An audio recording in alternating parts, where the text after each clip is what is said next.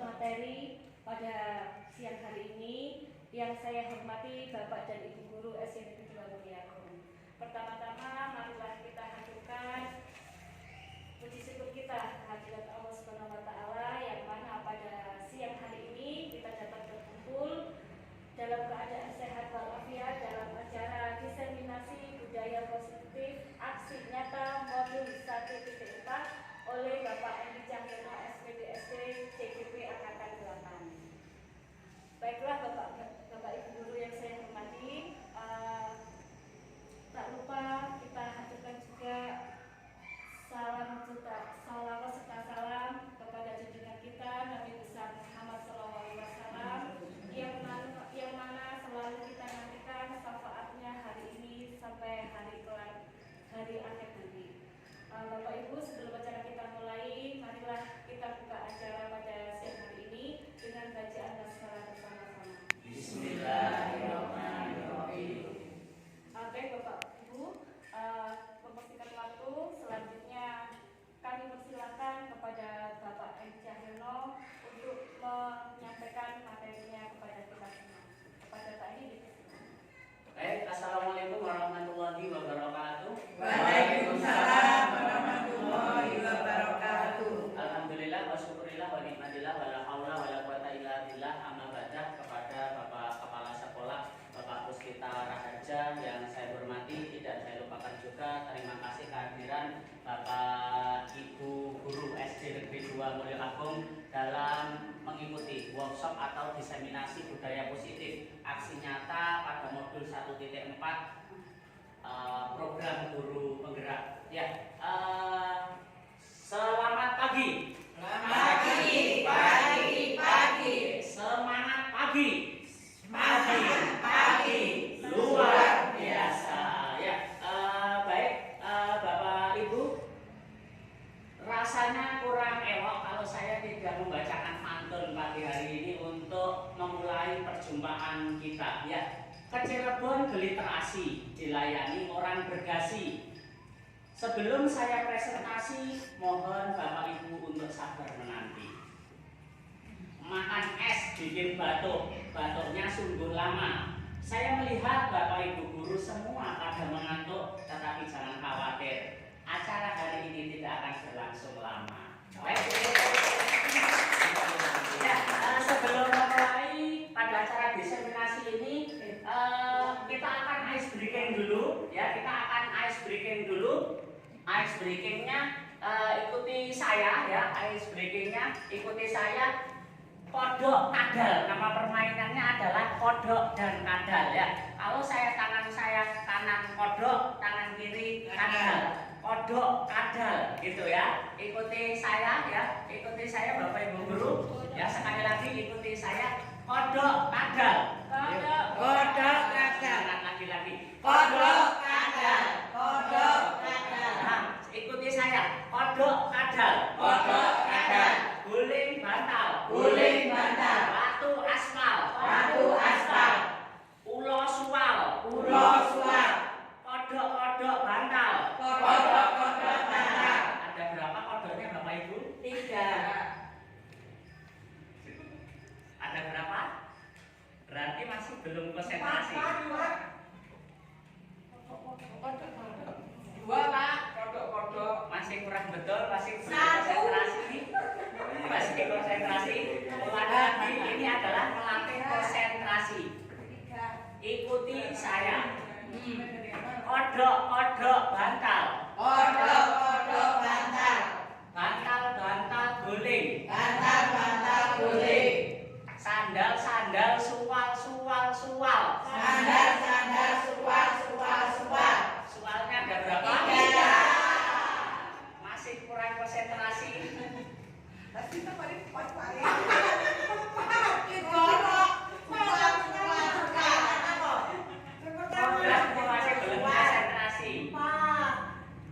Ikuti saya.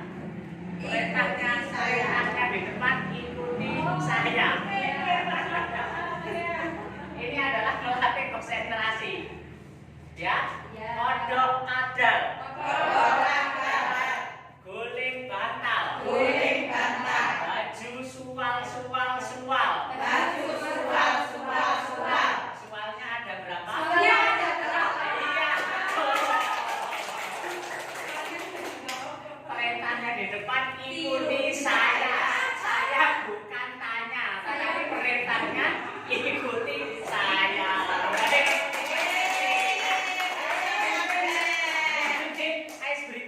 bisa juga untuk dikembangkan di kelas untuk membuat motivasi sebelum anak-anak mengikuti pembelajaran ya. Sebelum mengikuti pembelajaran biar anak-anak bisa fresh ya. Sing gede lah sing cilik ya tambah belum mulai. Ya, baik. Bapak Ibu guru hebat dari SD Negeri 2 Mulyaagung.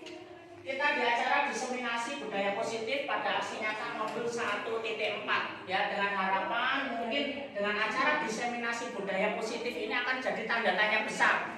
Isinya itu apa budaya positif ini? Ini sebenarnya adalah ilmu yang harus ada pada kita sebagai seorang pendidik. Jadi ini nanti mudah-mudahan apa yang saya sampaikan ini nanti benar-benar bisa memberikan manfaat sekaligus digunakan sebagai dalam proses pembelajaran. Sebab dalam ilmu ini walaupun mungkin saya dan Bapak Ibu guru yang lain itu sudah lama menjadi seorang pendidik, tetapi mungkin mohon maaf kadang ini yang sering terlewatkan dan kadang kita masih belum tahu. Ya, aksi nyata ini adalah dalam tema menyebarkan pemahaman dan pengalaman penerapan budaya positif ya. Jadi budaya positif itu nanti seperti apa Bapak Ibu? Ini yang sebenarnya kita jadi guru kadang yang tidak dilaksanakan. Ya, dalam budaya positif. Nah, sekarang ini sering kita temui Bapak Ibu ya. Jadi ada pertanyaan pemantik, Anda setuju atau tidak setuju? Ya, yang pertama, hukuman itu dapat mendisiplinkan anak. Ya, hukuman dapat mendisiplinkan anak. Berikutnya, pemberian hukuman dengan hal positif seperti membaca atau membersihkan halaman sekolah dapat meningkatkan disiplin anak. Ya, nanti itu terserah panjenengan ya, setuju dan tidak setuju. Memberi penghargaan dapat meningkatkan motivasi belajar anak. Setuju atau tidak setuju? Setuju ya. Jadi kita kadang sebagai guru itu untuk menertibkan anak itu biasanya sering kita menggunakan hukuman supaya anak itu istilahnya biar manut, biar nurut, biar ikut aturan atau tata tertib yang ada. Tetapi bagaimana proses selanjutnya? Ya kita akan tahu ya. Kita akan belajar tentang disiplin positif dan nilai-nilai kebajikan yang universal. Ini nanti dalam nilai-nilai kebajikan yang universal itu kadang yang kita masih belum ada sementara ini sebagai seorang pendidik Bapak Ibu guru.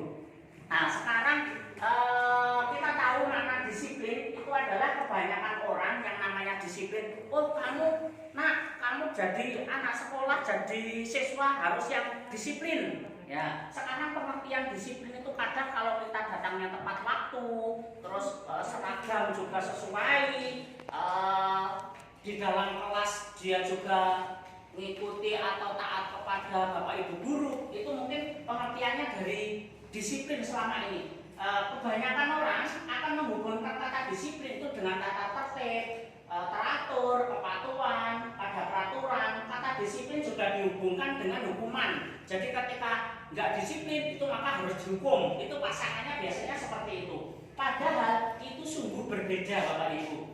Karena belajar tentang disiplin positif itu tidak harus memberikan hukuman. Ya, jadi hukuman itu adalah istilahnya estafet terakhir untuk ketertiban kepada anak. Justru itu adalah salah satu alternatif terakhir dan bila perlu tidak ada sama sekali. Jadi mohon maaf kadang ketika kita mungkin sudah jengkel ke anak-anak, biasanya kita itu sering memberikan hukuman ke anak-anak. Ya, baik itu kadang berupa, oh kamu harus nulis ini sejumlah sekian. Nah, untuk menertibkan anak seperti itu.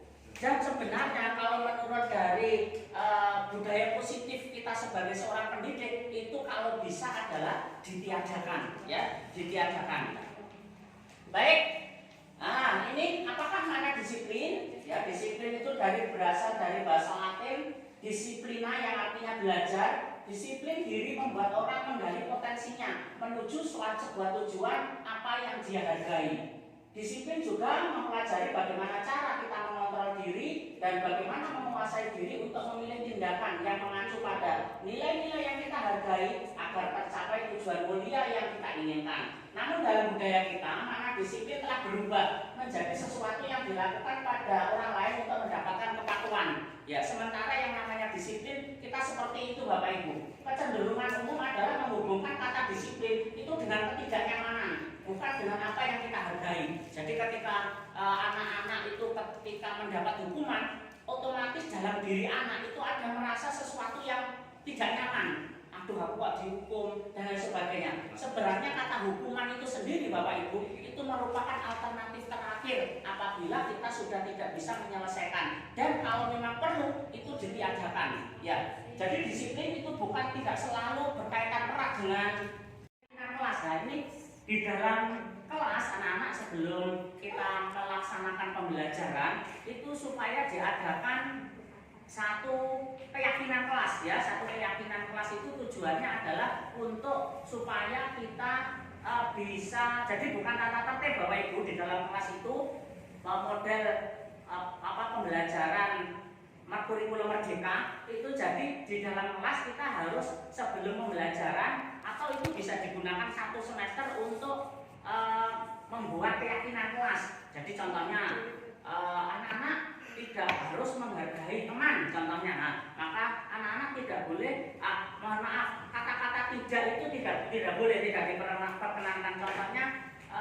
menjaga kebersihan. Nah, maka ketika nanti ada yang membuang sampah kok ternyata tidak sesuai, ya, karena ada yang dilanggar, maka nanti mungkin kita tanyakan ini sudah sesuai tidak dengan keyakinan kelas kita, ya. Jadi seperti itu, ya. Jadi mengapa kita harus menggunakan helm bila mengendarai roda 2? Mengapa kita harus peraturan 3M, menggunakan masker, mencuci tangan, dan menjaga jarak? Nah, itu mungkin pada waktu COVID kemarin, ya, itu salah satu keyakinan kelas. Ya, untuk mendukung motivasi intrinsik kembali ke nilai-nilai keyakinan, lebih menggerakkan seseorang dibandingkan mengikuti serangkaian peraturan-peraturan, ya. Jadi dengan mengadakan keyakinan kelas itu anak-anak akan, karena keyakinan kelas itu muncul dari diri anak-anak sendiri, ya, dari diri anak-anak sendiri untuk mengikuti keyakinan kelas yang sudah mereka sepakati bersama.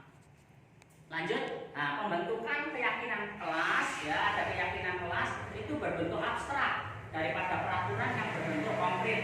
Keyakinan kelas berupa pertanyaan atau pernyataan universal, ya. Pernyataan keyakinan kelas senantiasa dibuat dalam bentuk positif, ya. Keyakinan kelas tidak terlalu banyak, jadi membuat keyakinan kelas itu tidak terlalu banyak Bapak Ibu. Yang penting adalah kesepakatan bersama, ya, kesepakatan bersama. Jadi kalau memang sudah merupakan kesepakatan bersama, artinya itu juga harus dilakukan secara bersama, ya, karena semua warga kelas hendaknya bisa berkontribusi dalam pembuatan keyakinan kelas. Jadi keyakinan kelas itu dibuat dari anak-anak sendiri, ya, dari anak-anak sendiri yang membuat dan untuk dilaksanakan bersama dari waktu ke waktu.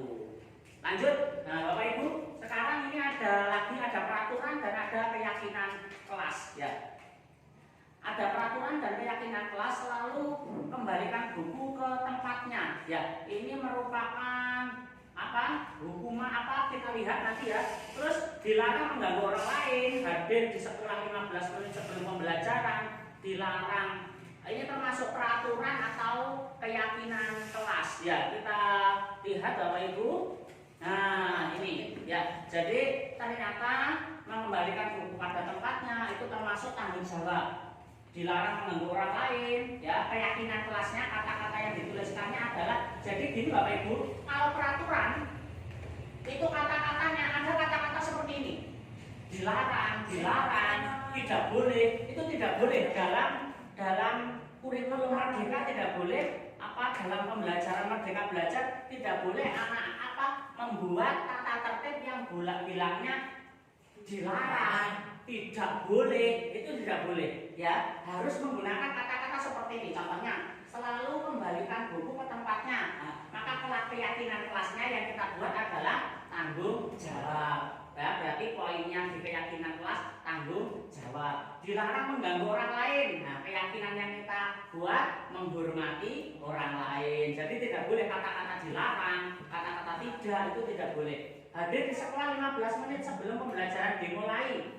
Keyakinan kelasnya menghormati orang lain, berkomitmen. Dilarang melakukan kekerasan. Keyakinan kelasnya keselamatan, menghormati orang lain. Ya, jadi di dalam kelas membuat keyakinan kelas tidak boleh menggunakan kata-kata dilarang. Ya, dilarang menggunakan narkoba, maka keyakinan kelas yang kita buat kesehatan, bergantian atau menunggu giliran, menghormati orang lain, bersabar, gunakan masker, kesehatan, keselamatan. Jangan berlari di kelas atau koridor, keselamatan dan keamanan. Ya, jadi seperti itu Bapak Ibu untuk. Nah, sekarang ini manusia kita itu mempunyai kebutuhan dasar manusia. Ini pasti dan ada dalam diri kita. Yaitu ada apa Bapak Ibu? Ada belonging, ada fun, ada power, ada freedom. Belonging, kasih sayang dan rasa diterima. Jadi setiap kita itu ketika satu saja ini tidak ada, itu pasti akan menjadi sesuatu yang kurang dalam diri kita. Ketika kita, contohnya kita dalam keluarga besar SD Negeri 2 Mulyo Agung ini, ya alhamdulillah teman-teman yang di sini, ya ada rasa kasih sayang, ada rasa kebersamaan, ada rasa sinergi antara kita. Jadi ketika ini sudah ada, maka dimanapun kita, baik itu di keluarga, di sekolah, di masyarakat, di pergaulan manapun, ketika semua ini ada, itu pasti nanti kita akan merasa nyaman. Karena kebutuhan dasar manusia ini, apabila satu saja tidak ada, maka pasti ada kekurangan yang ada dalam diri kita. Ya, ada kasih sayang, ada kesenangan, ya, ada penguasaan, ada kebebasan. Ya, jadi dari 4 ini pasti ada dalam diri kita sebagai manusia. Anak pun juga akan merasakan hal yang nyaman, akan merasa senang kalau 4 ini ada dalam diri anak. Dalam diri anak. Makanya setiap anak itu juga perlu kasih sayang, perlu kesenangan, perlu penguasaan, dan perlu kebebasan juga. Ya, baik. Ini Bapak Ibu, ada 5 posisi kontrol kita sebagai guru. Ya, guru itu sebagai penghukum, guru itu sebagai pembuat orang merasa bersalah, guru itu bisa berbuat menjadi teman, guru itu sebagai pemantau, dan guru itu sebagai manajer. Ini adalah posisi guru. Ya, posisi guru itu adalah kita punya 5 posisi kontrol sebagai guru. Guru itu adalah sebagai penghukum, sebagai pembuat orang merasa bersalah, sebagai teman juga, sebagai pemantau, dan sebagai manajer. Dari sekian ini Bapak Ibu, yang paling bagus posisi kita itu adalah yang posisi manajer. Ya, posisi manajer. Sebab apa? Kalau posisi menghukum itu adalah isi-isinya adalah menghardik, menunjuk-nunjuk, menyakiti, menyindir itu. Dan itu akan menunjukkan kepada siswa yang menuju pada identitas gagal. Ya. Terus kalau kata-kata yang digunakan sebagai penghukum itu seperti ini. Kalau kamu tidak melakukannya, saya akan hukum kamu. Nah, ini kata-kata penghukum seperti itu. Kalau kamu tidak mau mengerjakan PR, awas.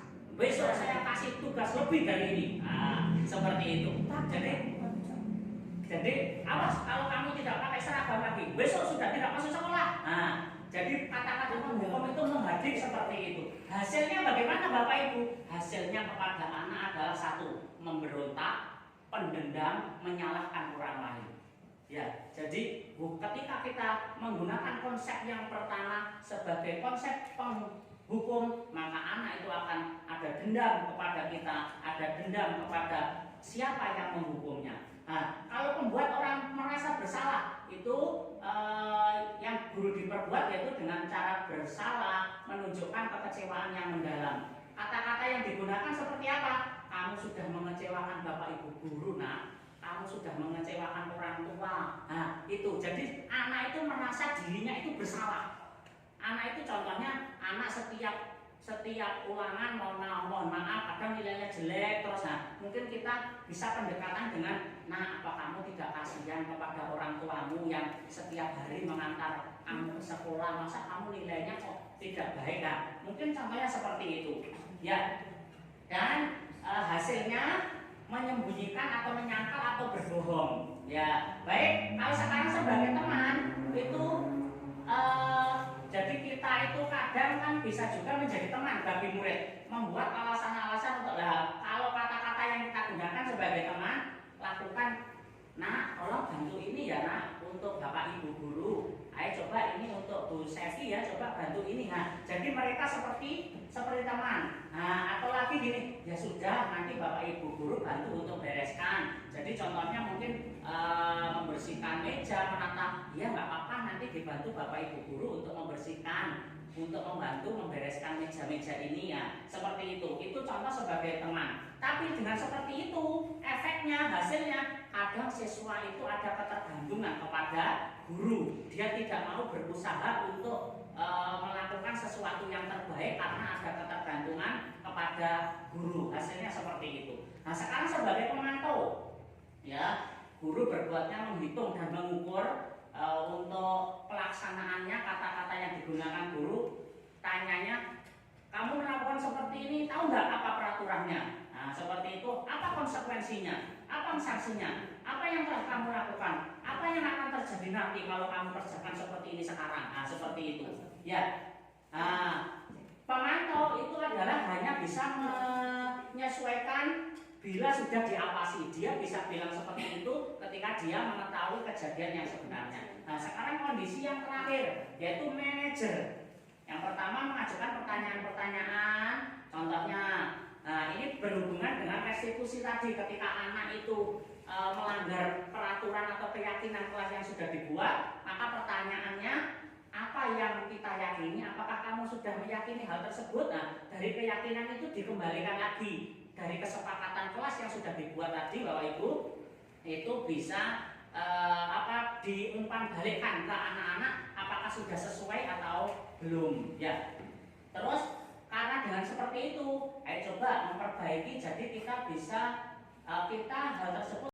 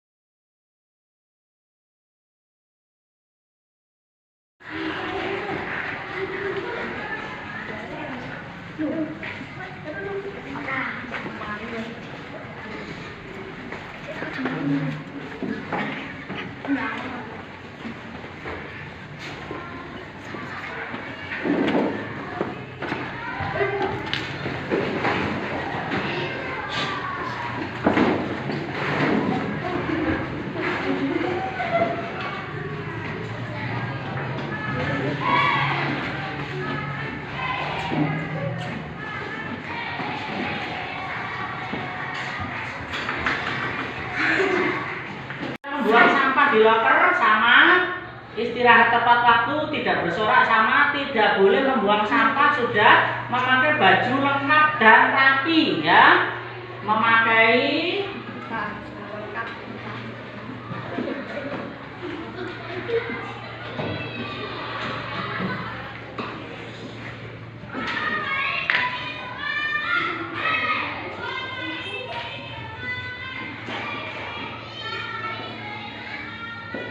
seragam lengkap berarti harus pakai topi, pakai dasi, kaos kaki harus hitam, sepatu harus hitam, ya seperti itu.